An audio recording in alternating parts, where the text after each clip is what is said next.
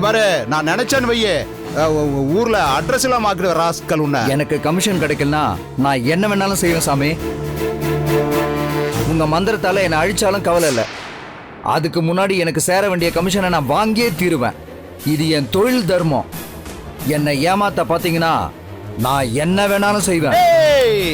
பித்தா பிடி பிடிக்கா ஜில்தா ஜில் ஜில்தா பிச்சா பிச்சா. ஹே, ரத்த கட்டறியே, எங்க இருந்தாலும் வா. இவனை இதே இடத்துல அப்படியே ரத்தம் கக்கி டபகான்னு செத்து போயிடணும். ஓ பித்தா பிடி பிடிக்கா ஜில்கா பில்கா. என்னமோ பேசிக்கிட்டே இருக்கான். ஜில்கா மில்கா ரத்த காட்டேரியே, வந்துரு, எங்க இருந்தாலும் வந்துரு. வந்துட்டியா வல்லியா? பையன் பயந்து ஓடிட்டானா? இவன் என்னடான்னா நம்ம கிட்டயே கமிஷன் கேக்குறான்.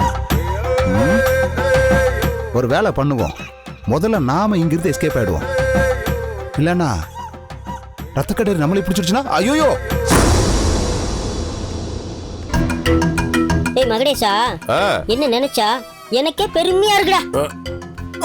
நினைச்சா பெருமையா தான் இருக்கும், நினைக்கலனா? ஏய், என்ன பார்த்தா உனக்கு கிண்டலா இருக்கா? உன்னை அப்படியே தூக்கி கரகரம் சுத்தி தூர வீசிடுவேன். அண்ணே, அப்படி எதுவும் பண்ணிடாதீங்கண்ணே. இனிமே உங்களை மீறி நான் எதுவும் செய்ய மாட்டேனே. அப்படி வா வலிக்கு. எனக்கு சின்ன மூளை தான். அந்த சின்ன மூளை யூஸ் பண்ணி ஆரியபட்சத்துக்கு வந்த பெரிய ஆபத்துல இருந்து காப்பாத்திட்டேன் பாத்தியா? யாரு நீங்க காப்பாத்துனீங்களா? நான் காப்பாத்தாம வேற யாரா காப்பாத்திருப்பா? அண்ணே, பொய் சொல்லலாம், ஆனா உங்க அளவுக்கு இது ரொம்ப ஓவரு. டேய், ஏதாவது பேச்சு பேசுனா அப்படியே தூக்கி. அண்ணனே, கோச்சிக்காதீங்கண்ணே. ஆரிய பாஷத்தை காப்பாத்துனது நீங்க தானே. உன்னை இப்படி மிரட்டினா தான் நீ பயப்படுறடா. உன்னெல்லாம் மிரட்டியே தான் வச்சிருக்கணும், இல்ல அப்பதான் நீ ஒழுங்கா இருப்ப. அண்ணே, எதுக்கு நான் வெட்டி நியாயம் பேசிட்டு? டேய், நான் நியாயத்தை பேசினா உனக்கு வெட்டி நியாயமா தெரியுதா? என்னென்ன புரியாம பேசுறீங்க? சூர்யாவை காத்தரவாய் வீட்டுக்கு கூட்டு போகண்டாமா? கூட்டிட்டு போனதா உங்க வீட்டுல பிரச்சனை இல்லாம இருக்கும், அங்க விஜயும் நிம்மதியா இருக்கும். டேய், நீ என்னோட சேர்ந்து உனக்கு இப்ப மூளை வேலை செய்ய ஆரம்பிச்சிருச்சு. இப்படியே பேசிட்டு இருந்தீங்க அப்புறம் அவ்வளவுதான், பாத்துக்குங்க. என்னடா பண்ணுவ? என்ன வீசி எறிவன மிரட்டுறீங்க, ஃபூன்னு ஊதுனா பறந்துருவீங்க.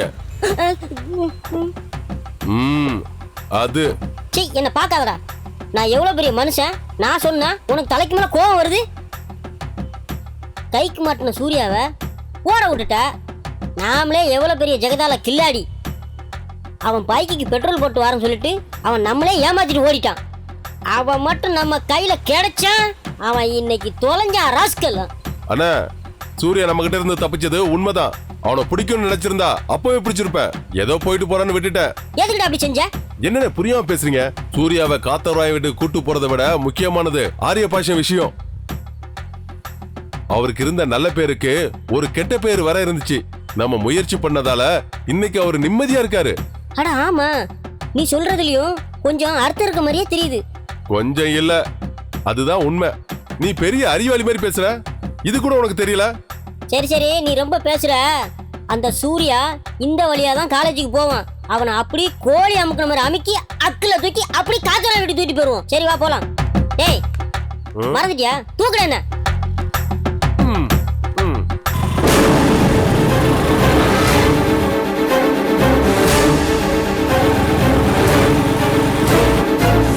டேய் மகடேஷா, அவனை கோழி அமுக்கிற மாதிரி அமைக்கணும்டா.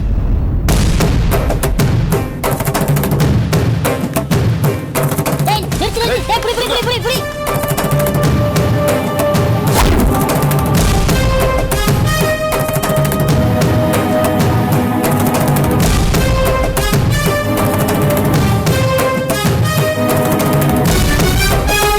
ஏண்டா எங்கிட்ட தப்பிச்சு போக பாக்குறியா? இல்லண்ணே, காத்தவராய மாமா வீட்டு வரத்துக்கு பயமா இருந்தது. அதான் வண்டியில பெட்ரோல் இல்லைன்னு சொல்லிட்டு அப்படியே எஸ்கேப் ஆயிட்டேன். என்னடா தப்புக்கு மேல தப்பு பண்ணிட்டு பயம் அது இதுன்னு தப்பிச்சிடலான்னு பாத்தியா? உன்னாலதான் அந்த விஜய் தற்கொலை பண்ணிக்க பார்த்தா. தப்பெல்லாம் விஜய் மேல இல்ல, உன் மேலதான் சொல்றதுக்கு தயங்குற. தப்பு தானே, தப்பு தான். விஜய் எப்படியா காதலிக்குன்னு தான் நான் அப்படி பண்ணிட்டேன். இந்த உண்மையை நான் விஜய் வீட்டில் வந்து சொன்னா காத்தவராய மாமா கோவப்பட்டு என்னை அடிச்சுட்ட பயத்துல தான் நான் இப்படி பண்ணிட்டேன். அவர் உன்னை அடிக்காம நாங்க பாத்துக்கிறோம்டா. நீ காத்தவராய வீட்டுக்கு வந்து உண்மையை சொல்லல, நான் அடிக்கிற அடியில உன் வாயில இருந்து உண்மை தானா வரும் பாரு.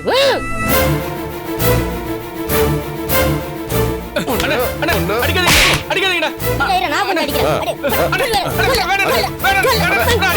அண்ணா சொல்லிடுறேன். வேண்டாண்ணா, நீ அடிக்கிற அடியை தாங்காம செத்துக்கிட்டு போயிட போறான். சரி சரி என்ன முதல்ல கீழே இருக்கு, நீ போய் பைக்ல ஏறா. அண்ணா டேங்க்ல உட்காரீங்களா, சென்டர்ல உட்காரீங்களா, இல்ல பின்னாடி உட்காரீங்களா? நீ சொல்லி நான் கேட்கணுமா? எதுவா இருந்தாலும் நான் தான் முடிவு பண்ணுவேன்.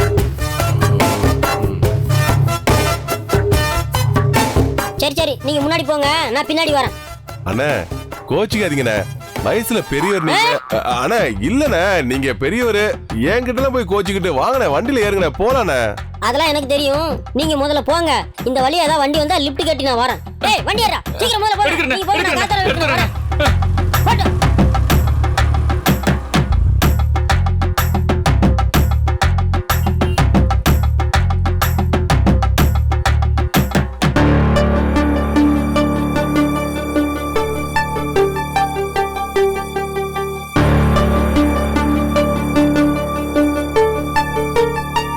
களிமா அக்கா, அக்கா நான் போயிட்டு வந்துட்டுமா?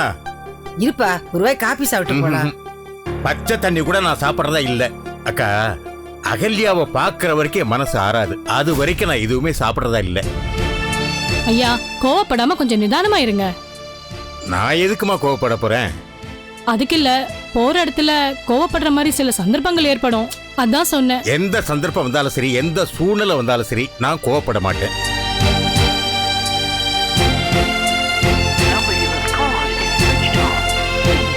என்ன தம்பி, தேவிகாஸ்ரீக்கு போன் போகுதா இல்லையா? சுவிட்ச் ஆஃப்னே வந்துகிட்டு இருக்கு.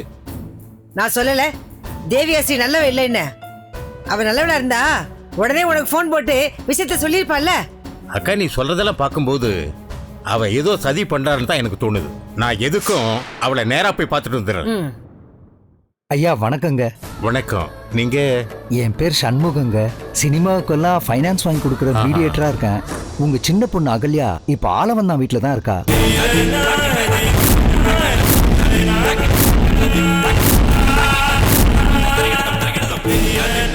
என்னப்பா சொல்ற? என் பொண்ணு அகல்யா ஆலவந்தான் வீட்டுல இருக்காளா? அவ தேவிகா ஸ்ரீ வீட்டுல தானப்பா இருந்தா? உண்மைதாங்க, உங்க பொண்ணு தேவிகா ஸ்ரீ வீட்டுல இருந்தது உண்மைதாங்க.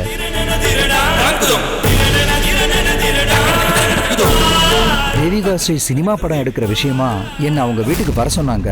நானும் போயிருந்தேன். அப்போ ஒரு பொண்ணோட போட்டோவை காட்டி நான் எடுக்க போற புது படத்துல இந்த பொண்ணு தான் ஹீரோயினா நடிக்க போகுதுன்னு சொன்னாங்க. அந்த பொண்ணு தான் உங்க பெரிய பொண்ணு டெப்டி கமிஷனருடைய தங்கச்சின்னு எனக்கு தெரியும்.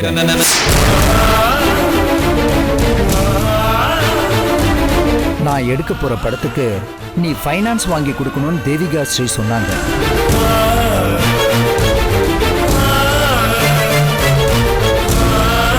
ஆலவன் தான் சினிமா படத்துக்கெல்லாம் ஃபைனான்ஸ் பண்ணிக்கிட்டு இருக்காரு. அவங்க கிட்ட தேவிகா ஸ்ரீ எடுக்க போற படத்துக்கு ஃபைனான்ஸ் விஷயமா அவரை பார்க்க போனாங்க.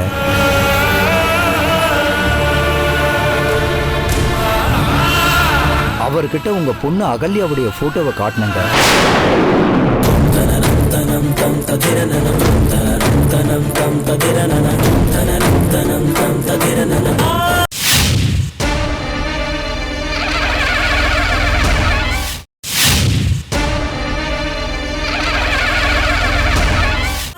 சினிமா படத்துக்கு ஃபைனான்ஸ் வாங்கி கொடுத்தா மீறி போனா ஒரு 1 லட்சம் ரூபாய் கிடைக்கும்.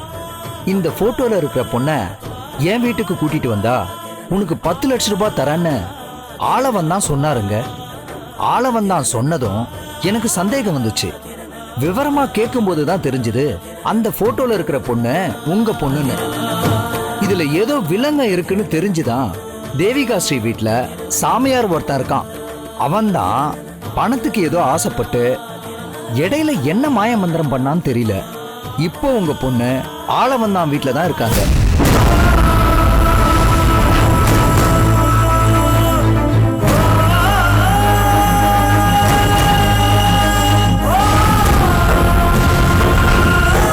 உண்மை தெரிஞ்சு நான் மறைக்க கூடாதுன்னு தான் மனசு கேட்காம நான் உங்ககிட்ட வந்து சொல்றேன். கடவுளே, இது என்ன கொடுமை, என்ன கொடுமை. எவருடைய காத்து என் பொண்ணு மேல படக்கூடாதுன்னு இதுவரைக்கும் நான் நினைச்சிட்டு இருந்தனோ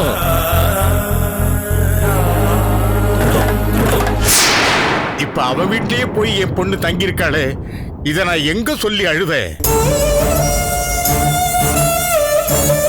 காலபைரவா, ஏன்பா இப்படி என்ன சோதனை பண்ற? எப்படி சோதனை பண்ற?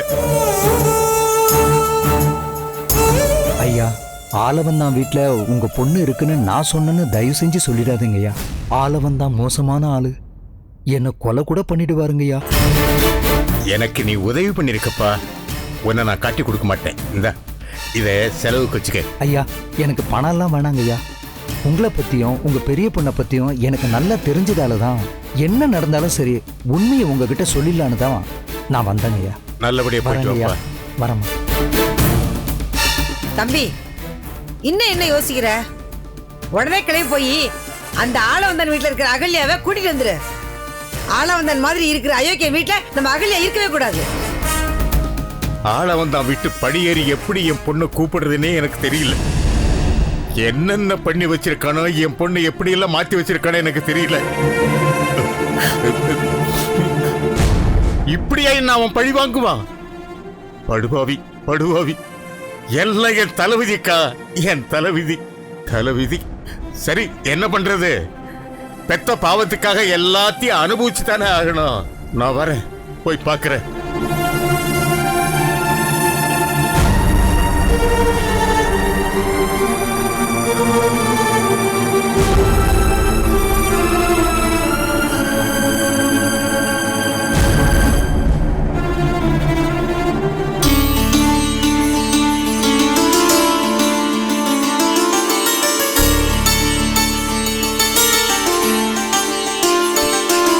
ததி, கம்பெனிக்கு டைம் ஆயிடுச்சு, டிஃபன் எடுத்து வைமா, சாப்பிட்டு போகணும்ல.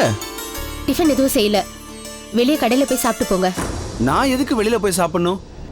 எனக்கு மனைவி குடும்பம் குழந்தைன்னு இருக்கும்போது. மனைவி குடும்பம் இருக்குன்னு ஒரு நினைப்பு உங்களுக்கு இருந்திருந்தா இப்படி தப்பான குறுக்கு வழியில போய் பணம் சம்பாதிச்சிருப்பீங்களா? தப்புதாம்மா, அதான் பணம் சம்பாதிக்கிற ஆசையில தெரியாம தப்பு பண்ணிட்டேன்னு உங்ககிட்ட மன்னிப்பு கேட்டல. நீங்க பண்ண தப்பு தெரியாம பண்ணதில்ல, பணம் சம்பாதிக்கணும்னு தெரிஞ்சே பண்ணது. சாரிம்மா, நான் தெரிஞ்சே பண்ணதாவே இருக்கட்டும். இனிமே அந்த மாதிரி ஒரு தப்பை நான் பண்ண மாட்டேன், போதுமா? மன்னிப்பு கேட்டா மட்டும் நீங்க தப்பு பண்ணது மறைஞ்சு போயிடுமா? இங்க பாரு ரத்தி, முடிஞ்சு போன பிரச்சனைய மறுபடியும் பேசி டெவலப் பண்ண வேணாம். நாம சந்தோஷ வாழ்க்கைய நாமளே கெடுத்துக்க வேணாமே ப்ளீஸ். சந்தோஷ வாழ்க்கையா? இனிமே நமக்குள்ள அது இனிமே கிடையாது. நானே உங்களை விரும்பி என் பேரண்ட்ஸை எதிர்த்துக்கிட்டு உங்களை நம்பி வந்ததுனால இப்ப நான் என் வீட்டுக்கு திரும்பி போக முடியாது. அந்த மகுடேஷனை சொன்னதுனாலதான் சமாதானம் ஆகி உங்களோட இந்த வீட்டுல இருக்கிறதுக்கு நான் சம்மதிச்சேன். நீங்க பண்ண தப்புக்கு தண்டனை அனுபவிச்சே ஆகணும். சரி, நான் பண்ண தப்புக்கு என்ன தண்டனைன்னு சொல்லு, அதை நான் ஏத்துக்கிறேன். 1 வருஷத்துக்கு உங்களுக்கு எனக்கும் குடும்ப வாழ்க்கையில எந்த உறவும் கிடையாது. அதுக்கு சம்மதம்னா நான் இந்த வீட்ல இருக்கேன், இல்லன்னா நான் வெளில போறேன். நான் பண்ண சின்ன தப்புக்கு நீ கொடுக்கறது பெரிய தண்டனை. தப்புல சின்ன தப்பு பெரிய தப்புன்னு வித்தியாசம் கிடையாதுங்க. எந்த தப்பா இருந்தாலும் தப்பு தப்பு தான். மிஸ்டர் சேகர், என்னங்க, நீங்க கொடுத்த பணம் நகை எல்லாம் சரியா இருக்கான்னு பாத்துக்கோங்க. மா, எதுக்குமா? என்ன அவசரம் இப்போ? அதுவும் நீங்களே எதுக்கு எடுத்துட்டு வந்தீங்க? சொல்லியிருந்தா நான் வந்திருப்பேன்ல. உங்கள மாதிரி ஆளுங்களோட காத்து கூட என் வீட்டு பக்கம் வரக்கூடாதுன்னு தான் நானே வந்தேன்.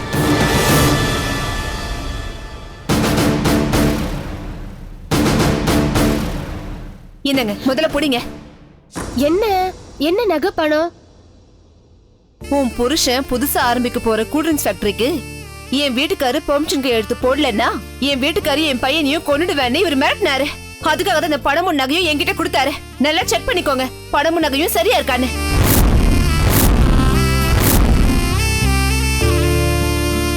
யோ, என்னையா இது? பணத்தாசையில கொலை பண்ற அளவுக்கு போயிட்டியா? நமக்கு வேலை ஆகணுமேனு சும்மா மிரட்டினேன், அவ்வளவுதான். என்னையா சும்மா மிரட்டினேன்னு சர்வசாதாரணமா சொல்ற? மா, உங்க பிரச்சனையை நான் போனதுக்கு அப்புறம் பேசிக்கோங்க. முதல்ல நான் வந்து பிரச்சனையை பேசிட்டு போறேன்.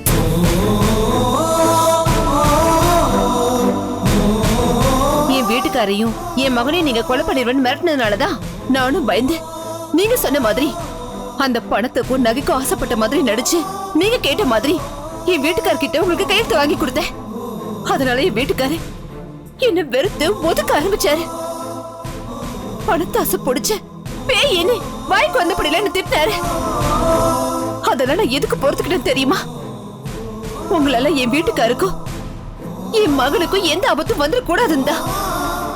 ஆனா திடீர்னு வந்து நீங்க இந்த பிசினஸ் பெர்மிஷன் காப்பியை வேண்டான்னு கேன்சல் பண்ணி திருப்பி கொடுத்துட்டீங்க.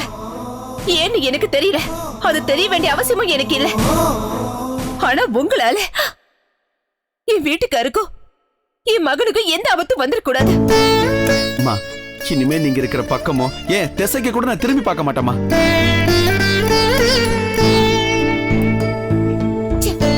நான் புது மனுஷனா மாறிட்டேன். புது மனுஷனா மாறிட்டேன்னு சொல்றதை விட புது மனுஷனா மாத்திட்டாங்க இவங்க. யாரு மாத்துனது? எப்படி உங்களை மாத்துனாங்க? என்ன மாத்தினவங்க யாருன்னு எனக்கு தெரியாதுமா. கத்தி எடுத்தவனுக்கு கத்தியால தான் சாவுன்னு சொல்ற மாதிரி எந்த ஃபார்முலாவை நான் என்னுடைய பிசினஸுக்காக ஃபாலோ பண்ணனோ அதே ஃபார்முலாவா அவங்க யூஸ் பண்ணி என்ன அவங்க திருத்திட்டாங்க. மொத்தத்துல அவங்க கடவுள். என் மனைவி சொல்றது சரிதாங்க. என் வாழ்க்கையை அவங்க புரிய வச்சாங்க. என்ன பொறுத்த வரைக்கும் அவங்க தான் கடவுள். யோ, அவங்க கடவுள் தான். ஆனா நீ மனுஷனே கிடையாதே. ஏதோ பணத்தாசையில தப்பு பண்றேன்ல பார்த்தேன்.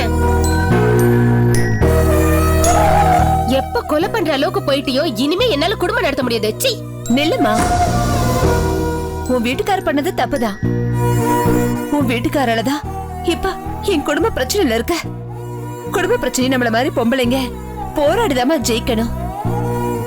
அதுக்காக கட்டின புருஷனை விட்டுட்டு போயிட்டா நம்ம வாழ்க்கை மட்டும் இல்லம்மா, அதனால நம்ம குடும்பத்தை சேர்ந்த நம்ம குழந்தைங்களோட வாழ்க்கையே செதறி போயிடும்.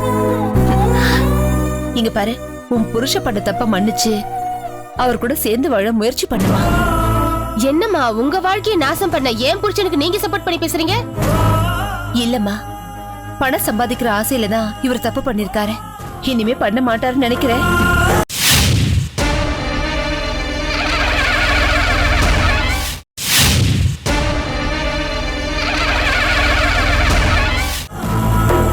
நான் போராடி என் வீட்டுக்காருக்கு உண்மையை புரிய வச்சிருவேன்னு நினைக்கிறேன்.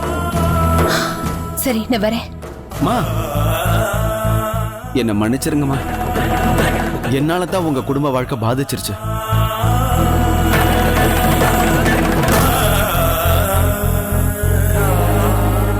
பிரதி, என்ன மன்னிச்சிருன்னு சொல்லி நான் மன்னிப்பு கேட்கறது ரொம்ப தப்புதான். ஏன்னா மன்னிப்பு கேட்கற அளவுக்கு சாதாரண தப்பு பண்ணல. ஐயோ, என்னங்க நீங்க நல்லவரா மாறிட்டீங்க. நான் உங்களை மன்னிச்சிட்டேங்க. ரதி, இனிமே 10 ரூபா சம்பாரிச்சு அதை நான் உங்ககிட்ட கொடுத்தாலும் அதை நேர்மையான முறையில மட்டும்தான் சம்பாதிப்பேன். போதுமா? சரிங்க.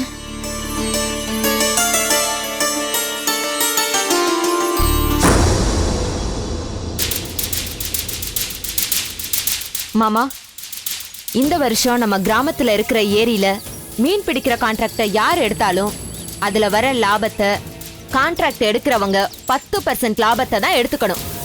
மீதி 90% லாபத்தை நம்ம கிராம நல வளர்ச்சி திட்டங்களுக்கு பயன்படுத்தணும்னு சொல்ற. ஆமா மாமா, அதான் என் விருப்பம். உன் விருப்பப்படியே பண்ணிக்குமா. ஆமா மாமா, என் மனசுல இருக்கிற திட்டம் உங்களுக்கு எப்படி தெரிஞ்சது? இது உங்க அப்பா காலத்து பார்முலா வாச்சே.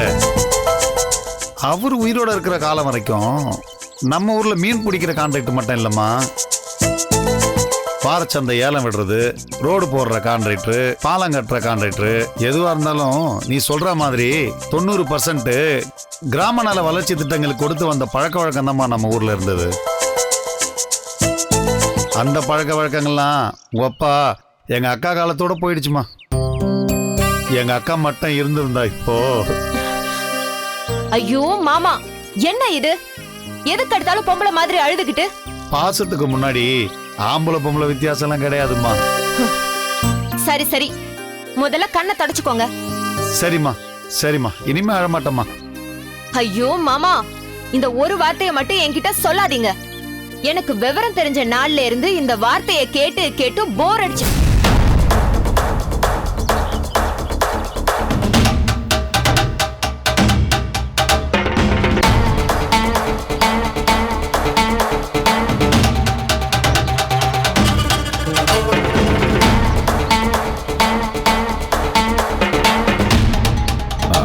பாண்டியம்மா. யோ மொட்டைய பாண்டியம்மான்னு சொல்ற, பல்லாங்குழி பாண்டியம்மான்னு சொல்லு. என்னய்யா இன்னும் தெரிஞ்சலையா நீ? என் அக்கா பொண்ணை பத்தி தெரிஞ்சுக்கிட்டும் சீண்டி பாக்குறியா? அப்படி இல்ல சண்முக பாண்டியா, மொட்டைய வணக்கம் பாண்டியம்மான்னு சொன்னா அது தப்பு இல்லையா? பல்லாங்குழிக்கு உண்மையான அர்த்தம் தெரியுமா உனக்கு? அது தெரியாம இந்த ஊர்ல வாழ முடியுமா? என்ன பத்தி தெரிஞ்சே அடிக்கடி என்கிட்ட மோதி பாக்குறீங்களே, எதுக்கு அவங்களுக்கு என்ன வேண்டாத வேலையெல்லாம்? பாண்டியம்மா, உங்க அப்பா காலத்துல கூட எங்களை மாதிரி ஆளுங்க பணம் சம்பாதிக்க ஆசைப்பட்டா கண்டுக்காம பெருந்தன்மையா விட்டுருவாரு. நீ என்னன்னா 10 காசு கூட சம்பாதிக்க விடாம பண்ற? இது விஷயமா தான் உன்னை பார்த்து பேசலாம்னு வந்தோம். நேர்மையான வழியில நீங்க பணம் சம்பாதிக்க ஆசைப்பட்டா நானே உங்களுக்கு சப்போர்ட் பண்ணுவேன்.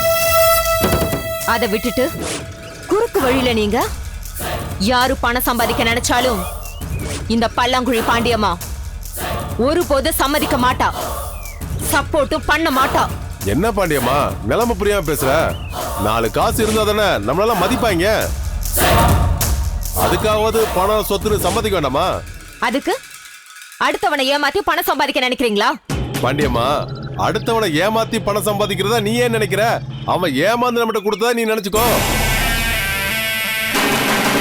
கிழவி, பாட்டி, ஆயா, அம்மச்சி, அப்பச்சி எல்லாமே ஒண்ணுதாண்டா.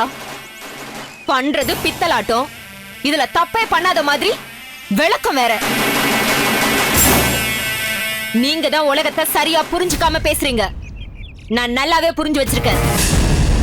உங்களை மாதிரி சொத்து பணத்துக்கு ஆசைப்படுறவங்க எல்லாம் செத்து போனதுக்கு அப்புறமா அவங்க சாவோடையே அவங்க அடியோட மறைஞ்சு போயிடுறாங்க. சொத்து பணத்துக்கு ஆசைப்படாம மக்கள் நலத்துக்காக வாழ்ந்தவங்க மட்டும்தான் செத்தும் நம்மோட இந்த உலகத்துல ஒளி விளக்கா வாழ்ந்து நமக்கு கலங்கரை விளக்கமா வழி காட்டிட்டு இருக்காங்க. பாண்டியம்மா, நீ நல்லவளா இருக்கிறதால அடுத்தவங்களும் நல்லவங்களா இருக்கணும்னு நினைக்கிறது தப்பு. என்னதான் நீ எங்களுக்கு புத்தி சொன்னாலும் அது எங்களுக்கு புரியாது. அதே மாதிரி எங்களுக்கு வாழவும் தெரியாது. நாங்க வாழ்ந்துட்டு இருக்கிற மாதிரியே வாழ்ந்துட்டு போறோம். நீ மட்டும் தயவு செஞ்சு எங்க வாழ்க்கையில குறுக்கிடாத. சிலர் சொன்னா திருந்துவாங்க, சிலர் பட்டாதான் திருந்துவாங்க. நீங்க இப்ப மட்டும் இல்ல, எப்பவுமே திருந்த மாட்டீங்கன்னு நல்லாவே தெரிஞ்சு போச்சு. ஆனா உங்களை திருத்தவே முடியாதுன்னு மட்டும் நினைச்சிடாதீங்க. நீ பேசும்போது நல்லாதான் இருக்கு, ஆனா நீ சொல்ற மாதிரி வாழ்றது ரொம்ப கஷ்டமா. முடியாதுங்கிறதே என்னோட அகராதியிலேயே கிடையாது.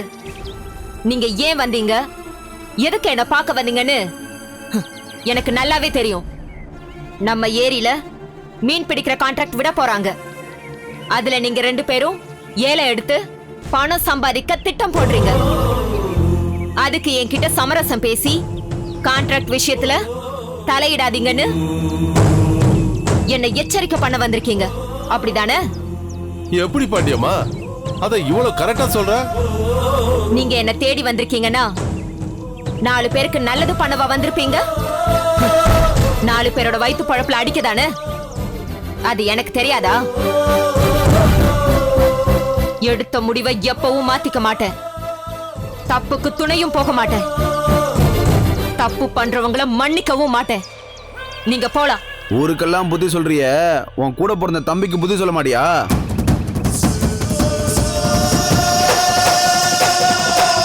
அட விடுப்பா, அவனுக்கு நல்ல புத்தி சொல்லியிருந்தா பொம்பளைங்களை ஏமாத்தி கடத்தி பணத்துக்காக அடுத்தவனுக்கு வித்திருக்க மாட்டான்ல.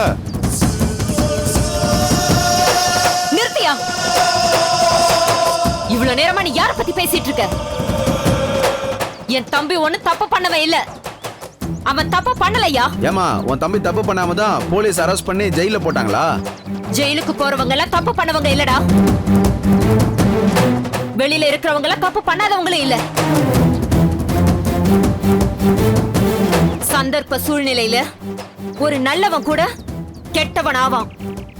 ஒரு கெட்டவனை கூட நேரம் நல்லவனா காட்டும்டா.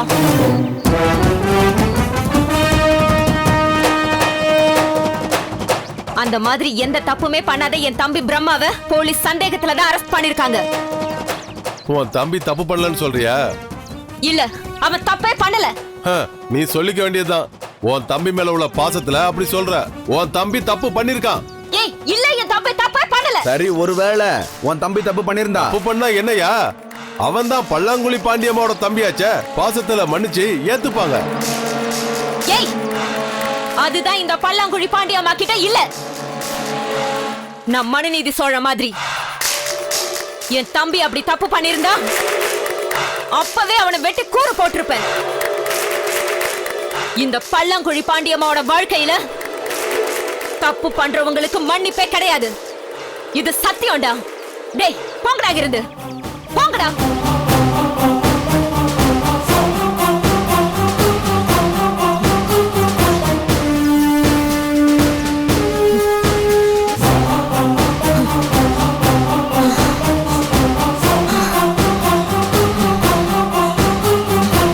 எது பப்ளிக் ரோட்ல வெட்டினானா?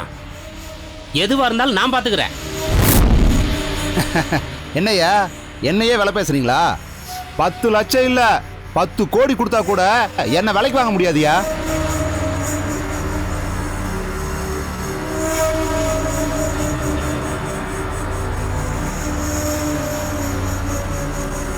உனக்கு எதிரா எத்தனை பேர் சாட்சி சொன்னாலும் கவலைப்படாத. கொலை நடந்த ஸ்பாட்லயே நீ இல்லன்னு நான் ப்ரூவ் பண்றேன். ஏயா இந்த பூமிநாதனையே விலை பேசுறீங்களா? இத பாரியா, எப்பவுமே எனக்கு நேர்மையாவும் ஒபீடியன்ட்டாவும் இருந்தா தான் பிடிக்கும். நிறுத்துக்கயா 2 பேரோட மேடை பேச்சையும். வாங்கயா, கிட்ட வாங்கயா 2 பேரும். உங்க 2 பேரோட செல்போனையும் கொடுங்க. கொடுக்குறீங்களா இல்ல ஒதுக்கிட்டு?